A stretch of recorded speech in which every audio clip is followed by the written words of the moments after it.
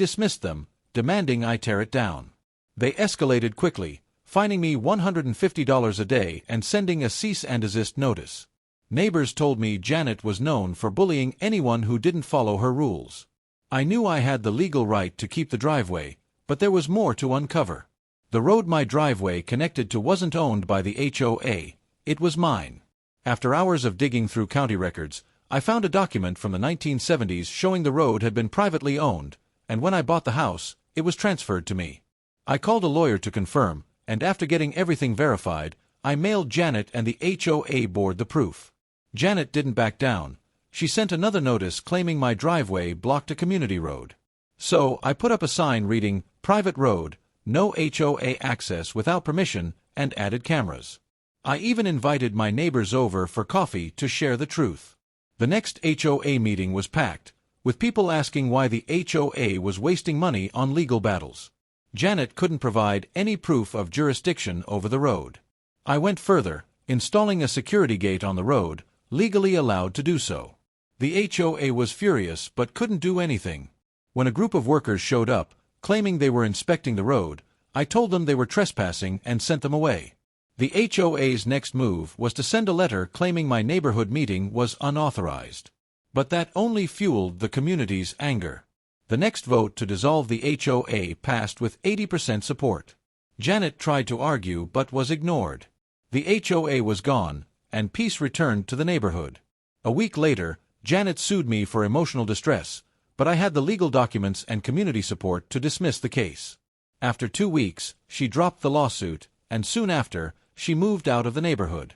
With the HOA gone, life changed. People painted their mailboxes, put up lawn gnomes, and added little touches to their yards without fear of fines. I left the gate at the start of the private road, but it stayed open, a symbol of respect, not control. The road, once just pavement, had become a reminder that standing your ground can change everything. Now, I sip my coffee in peace. One neighbor even called me Road King as she walked her dog. The kids call it Grandpa's Parkway. I don't mind one bit. Sometimes, the best way to protect your peace is to own the road. I built a simple concrete driveway connecting my garage to the main road.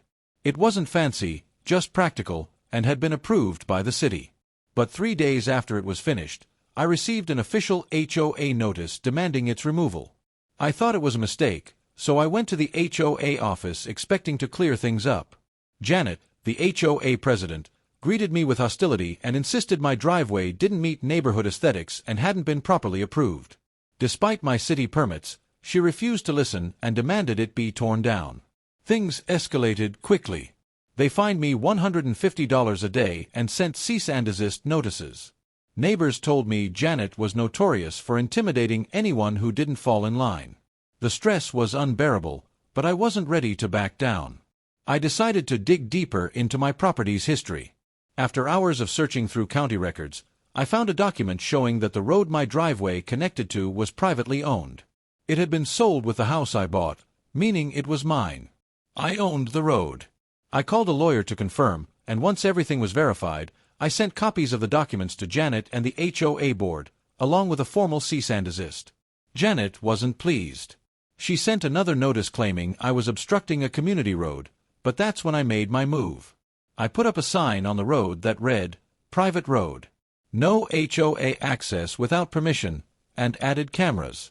I also invited my neighbors over for coffee and shared the truth. The next HOA meeting was packed with people demanding answers. Janet couldn't produce any legal documentation to back her claims. I then installed a security gate, which I had every legal right to do. The HOA tried to intimidate me further, but I stood firm. One day, workers showed up claiming they were inspecting the road, but I stopped them and showed them the deed. They left immediately. The HOA's next move was to accuse me of hosting an unauthorized meeting when I invited the community over to discuss the HOA's overreach. But the residents were no longer afraid. People began speaking up about their own experiences with the HOA's unfair rules. It was clear the board was no longer in control. I went even further, gathering signatures to dissolve the HOA.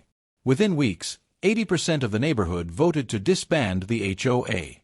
Janet tried to rally the board, but her power had crumbled. The HOA was officially dissolved. Then, the unexpected happened. A week after the HOA's collapse, Janet sued me for emotional distress. But with all the evidence I had and the community support, I knew this wouldn't hold up. After 2 weeks, she dropped the lawsuit, and soon after, she moved out of Crestwood Hills. With the HOA gone, the neighborhood began to breathe easier.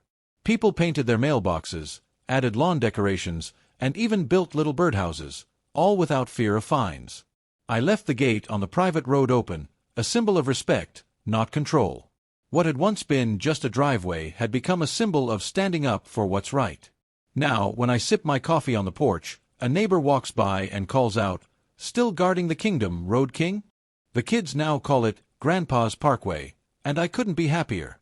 Sometimes, the best way to protect your peace is to own the road, and never back down. I always envisioned retirement as a peaceful chapter in my life. Mornings with a cup of coffee on the porch, exchanging waves with kind neighbors, and enjoying the serenity after decades of hard work. When I moved to Crestwood Hills, a quiet, tree-lined cul-de-sac, I thought I had found my slice of tranquility. Little did I know, the HOA would soon make sure my peace was disrupted. It all started innocently enough. I decided to build a practical concrete driveway leading from my garage to the main road. It wasn't extravagant, just something to make parking my truck and camper easier. I went through all the right channels, got the city's